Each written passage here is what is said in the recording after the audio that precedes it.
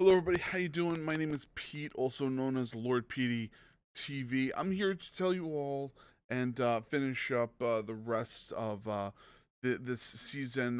What we plan to do is we wanted to kind of give a little bit of a comparison to the Blood DK when we were going through the process of when we were leveling them. Well, I should say getting KSM with him. And one of the interesting things was a lot of people were saying that they prefer holy paladins. I'm sorry, protection paladins, um, as their tanks of preference. Now, in our push group, we end up having a holy pally. I'm sorry, I did it again. A protection pally as our tank of choice. And there was a handful of reasons for that, but uh, we kind of left it up to the tank to play whatever they wanted. We really weren't gonna go crazy with it. So what we ended up doing was we ended up sitting down and going, okay, this is what why are protection paladins so damn strong? I saw them in a lot of my groups. I saw them topping meters. I was like, what is going on? Let's see what's going on with this. Now, we're gonna do something very similar to what we did with the Blood DK, which was we're gonna go through everything from start to finish. Now, as you recall, we started the Blood DK. I'm sorry, the Blood TK with 226 gear, and I said let's start the Paladin with the 226 gear also. Now we did play versions of the Prop Pally in season one, so I was a little more familiar with the class than I did the Blood DK. So I was Venthyr on the what's it called as the Covenant of Choice at the start of the season. Excuse me, and then eventually I changed over to Kyrian. And there was some reasons for that too. Now, but first I want to kind of go over the gear. So here we go. We're gonna change over here now. Once again, this is our paladin. What we ended up finishing him up with. Now our prop pally. So he's actually significantly less geared than our Blood DK, if you notice. So he finished up with 266 0.87 item level. Now we're gonna go through this real quick. Helm is got haste verse and is 278. Neck piece is haste verse, which is 249. Shoulder 272 crit verse. The back piece is verse mastery, which is a 259. Chest piece is 272, which is crit haste. Bracers is verse mastery, and that is 259. The gloves is 272. The waist is our unity, which is haste mastery. Pants is 265 pants that we ended up getting with crit and mastery on it. Boots is 272 with crit verse. The first ring is haste verse, and then the next piece is our legendary, which is Seal of Righteous Fury, which is actually a 262, and that has haste mastery on it. With the socket, and then we have the Visara of Coalesced Hatred, which was max level on that because of the healing, and then we are still using a 226 piece of gear from Zereth Mortis. Now we have 4-piece on that character because of obvious reasons. The tier pieces are just vastly superior to anything else that we could possibly touch. And like I said before, we have our tier here. Now, we really were running out of flux at a certain point of the expansion because we were, I totally forgot the weapons. The weapons, we have a 265 haste versus one-hander, and the shield is a 272 crit mastery shield.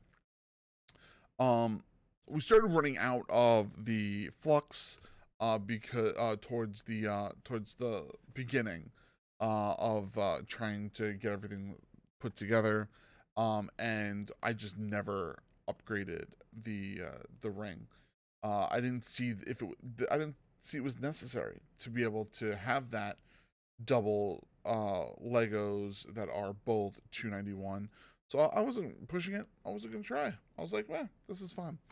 So oh, actually I hit the button on my mouse there. Sorry about that. Like I said, Unity is 291 and the other is 262. Now, a couple of things that I want to go through. Just like the DK, I was talking to a bunch of tanks and they kind of advised me to try something different. When I started this, I started with Blessed Hammer. Everyone's like, you need Blessed Hammer, you need Blessed Hammer, you need it for aggro, you need it to hold people. And then later on, people are like, you do not want Blessed Hammer, you do not need to worry about aggro once you turn Kyrian, because Divine Toll is just super strong. I was like, I don't know. Like, do it, try it. I'm like, oh, fine. So I took Holy Shield because they said your block is actually super important. And when you do block, you are producing aggro, and your block is pretty high. They said Avenger Shield, which is the same, Blinding Light, which is the same, Unbreakable Spirit, which is pretty much just, it's used to reduce the defending abilities that you have. Divine Purpose to make your next stuff stronger. Everyone was saying, oh, use Hand of the Protector. Use Hand of the Protector. The more you're gonna heal for more. A lot of people were running away. I wasn't having a problem with keeping myself healed. Consecrated Ground was what I needed to make it larger, and it worked just a lot better. And then Righteous Protector is what I used. People said that pretty much anything on the last row is perfectly fine. But this is what I ended up doing towards the end, and it worked really well. Oh, I forgot overall stats. Crit is 12.8. Haste is 29.45 versus 14.02. Mastery is 22.4%. Now, I will say that when I was Venthyr and I had my old spec, I was having a little more problems holding aggro, and being able to drop that cooldown, Ashen Hollow.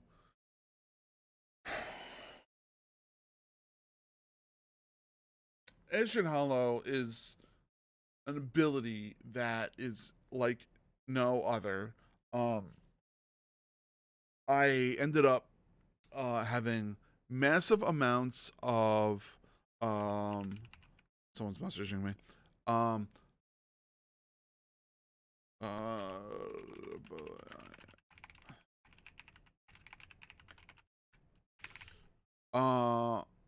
So Ashen Hollow really is an ability that's going to keep everybody healed. It's going to produce so much AoE damage. It's great, but it's good every 5 minutes. So think it's going to be good for at least once every boss fight, once every time in between. So it really isn't an effective talent to have as a tank. I wish they had something like, if you ended up going Venthyr, you had an ability like Consecration that you could drop on the floor that is a smaller circle that helps you hold aggro. That would have allowed me to, drop that every minute. Because that would have worked like just equally as well. But they didn't. So anyway, so once you went Kyrian, the ability of having the potion from the steward, it's perfect for when you're proceeding to try, to do necrotic weeks, when you're getting low on health, when you need to take off some type of poison and you can't, when you're in Theater of Pain, things like that. The other thing was Divine Toll, oh my god. Divine Toll not only throws out shields all over the place, right? But at the same time, it silences everybody it hits. So why are you not going to pick up that ability is just beyond me. I don't understand. Um, but in the end, it was just the way to go, and it just worked out really well. So all in all, oh, and that was the other thing I forgot. The other thing I wanted to go over was we finished at 2504 right here. I can't do that. Probably gonna say. So 2504, and we did it in 51 dungeons. We did it actually a lot faster than we did the blood DK, and that wasn't because like we were racing. It just happened to be that I could get into groups easier on the Paladin than I could on the DK. In addition to that, we started a week later and finished a week earlier. So that's pretty substantial to me, to see which is, more important, which is, a little bit better. The other thing is that the prop pally, I personally felt like dropping consecration, divine tolling every group. From there, you're going to use your ardent defender to decrease your damage, popping divine toll, grabbing all your aggro, pulling it all in, and then consistently using your shield of righteous to hold aggro. Nobody's ever going to pull that away from you. If someone pulls away from you, then either A, they're single targeting, or B, there is a clear problem with your gear, because that's what I had. I had a couple of problems with that, and I realized it's just my gear. I couldn't do anything.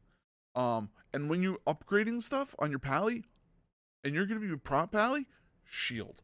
Upgrade your shield first. I didn't learn that, and I was just like, I gotta upgrade. Gotta upgrade my shield. After I did that, everything worked out really, really well. Having wings, right? Putting your wings out, boom, and then being able to pull with everything. It worked beautifully. Me personally, I mean, I really enjoyed the pally. I think it worked really well, and I think that it definitely, definitely was a treat to play, and I did have some fun on that. So, and talking to other people, they said that the pally, because it doesn't have that spike damage, and because you have, your ardent defender, because you have your guardian of the ancient kings, your divine toll, you have so much more versatility with them. You have the ability to silence not only with an interrupt, but you have your shield. You have your blessing of freedom, which is amazing on necrotic wake. I mean, you have all of these different things that it makes you just a step above everyone else, and I can't tell you how amazing it is and how good it feels.